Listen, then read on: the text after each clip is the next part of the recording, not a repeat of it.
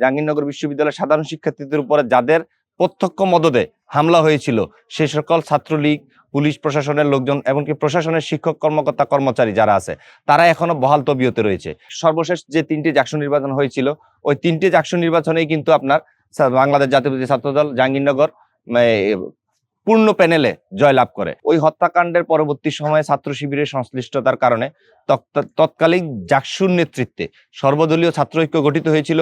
ওই সর্বদলীয় ছাত্র ঐক্যের ঐক্যমতের ভিত্তিতে জাহাঙ্গীরনগর বিশ্ববিদ্যালয়ে ছাত্র শিবিরের রাজনীতি নিষিদ্ধ ছিল। যে ছাত্র শিবির তাদের গুপ্ত রাজনীতি ছেড়ে অতীতের দায় মুক্তি নিয়ে যদি জাহাঙ্গীরনগর বিশ্ববিদ্যালয়ে ছাত্র রাজনীতি করতে চায় তাহলে তারা ছাত্র রাজনীতি করতে পারে। টাইলক্স, যার অ্যান্টিব্যাকটেরিয়াল এজেন্ট টয়লেটের কোনায় কোনায় পৌঁছে 99% জীবাণু ধ্বংস করে। টাইলক্স টয়লেট ক্লিনার, ক্লিন মানে টাইলক্স। আসলে জাকসু নির্বাচন আমরা বাংলাদেশ জাতীয়তাবাদী ছাত্রদল জাহাঙ্গীরনগর বিশ্ববিদ্যালয় শাখা সবসময় জাকসু নির্বাচনের পক্ষে।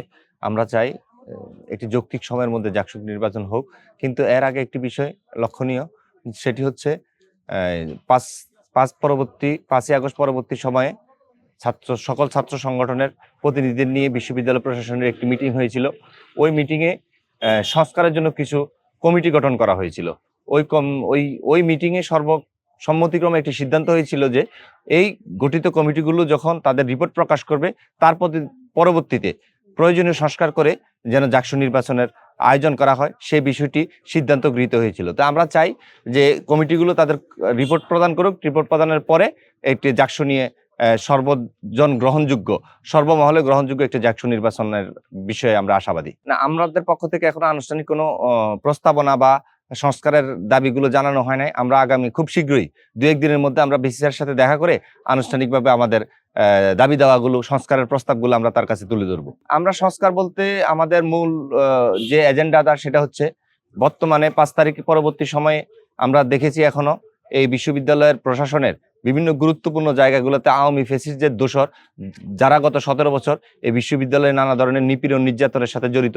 বিশেষ করে 15 থেকে 17 জুলাই ছাত্র আন্দোলনের চলাকালীন সময়ে জাহাঙ্গীরনগর বিশ্ববিদ্যালয়ের সাধারণ শিক্ষার্থীদের উপরে যাদের প্রত্যক্ষ মদদে হামলা হয়েছিল সে সকল ছাত্রলীগ, পুলিশ প্রশাসনের লোকজন, এমনকি প্রশাসনের শিক্ষক কর্মকর্তা কর্মচারী যারা আছে তারা এখনো বহাল তবিয়তে রয়েছে।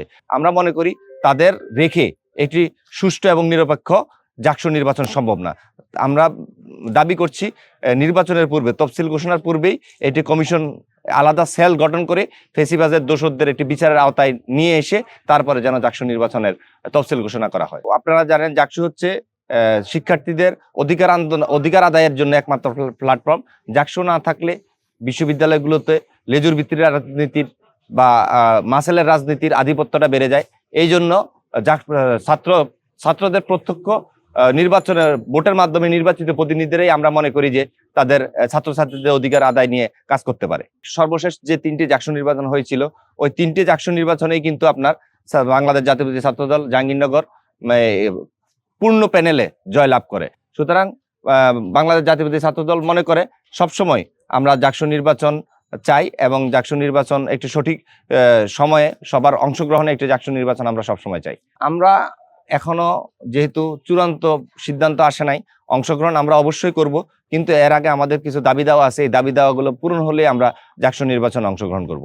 পরিবেশটা হওয়া উচিত সবার জন্য একটি গ্রহণযোগ্য, যারাতে বিশ্ববিদ্যালয়ের হলগুলোতে নন অ্যালোটেড যারা আছে তাদের থাকতে না দেয়া, গত ফ্যাসিস্টের আমলে যারা নিয়োগ পেয়েছে তারা এখনো রয়েছে। তা আমরা মনে করি যে একটি লেভেল প্লেইং ফিল্ডের মাধ্যমে সবার অংশগ্রহণে একটি জাকসু নির্বাচন করার জন্য প্রশাসনকে উদ্যোগী হতে হবে। আমরা যারা জাতীয়তাবাদী আদর্শের বিশ্বাসী এবং ফ্যাসিবাদ বিরোধী আন্দোলন সংগ্রামে যারা অংশগ্রহণ ছিল আমরা সবার সাথে কথা বলেছি। আমরা আশা করি সকল ছাত্র সংগঠন একটি ঐক্যমতের জায়গায় পৌঁছেছে জাহাঙ্গীরনগর বিশ্ববিদ্যালয়ে। সেটি হচ্ছে প্রয়োজনীয় সংস্কার আগে, সংস্কারের পরবর্তী সময়ে সবার আলোচনার ভিত্তিতে একটি জাকসু, সুন্দর জাকসু হইতে পারে। আপনাদের একটি বিষয় স্মরণ রাখা উচিত, 1989 সালে যখন ছাত্রদল নেতা হাবিবুর রহমান কবিরকে নৃশংসভাবে জাহাঙ্গীরনগর বিশ্ববিদ্যালয়ে হত্যা করা হয়, ওই হত্যাকাণ্ডের পরবর্তী সময়ে ছাত্র শিবিরের সংশ্লিষ্টতার কারণে তৎকালীন জাকসুর নেতৃত্বে সর্বদলীয় ছাত্র ঐক্য গঠিত হয়েছিল। ওই সর্বদলীয় ছাত্র ঐক্যের ঐক্যমতের ভিত্তিতে জাহাঙ্গীরনগর বিশ্ববিদ্যালয়ে ছাত্র শিবিরের রাজনীতি নিষিদ্ধ ছিল। যেহেতু জাকসুর মাধ্যমে এবং 22টি ছাত্র সংগঠনের ঐক্যমতের ভিত্তিতে শিবিরের জাহাঙ্গীরনগরের রাজনীতি করার বৈধতা হারিয়েছে, আমরা মনে করি নির্বাচিত জাকসুর প্রতিনিধিরা এবং বিশ্ববিদ্যালয়ের সাধারণ শিক্ষার্থীরা যদি মনে করে যে ছাত্র শিবির তাদের গুপ্ত রাজনীতি ছেড়ে অতীতের দায় মুক্তি নিয়ে যদি জাহাঙ্গীরনগর বিশ্ববিদ্যালয়ে ছাত্র রাজনীতি করতে চায় তাহলে তারা ছাত্র রাজনীতি করতে পারে।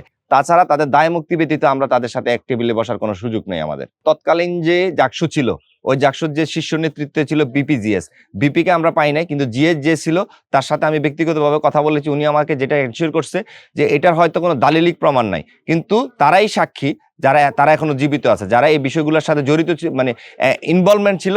তারা বলছে যে জাকসুর নেতৃত্বে 22টি ছাত্র সংগঠন, 22টি ক্রিয়াশীল ছাত্র সংগঠনের ঐক্যমতের ভিত্তিতে শিবিরের রাজনীতি নিষিদ্ধ হয়েছিল।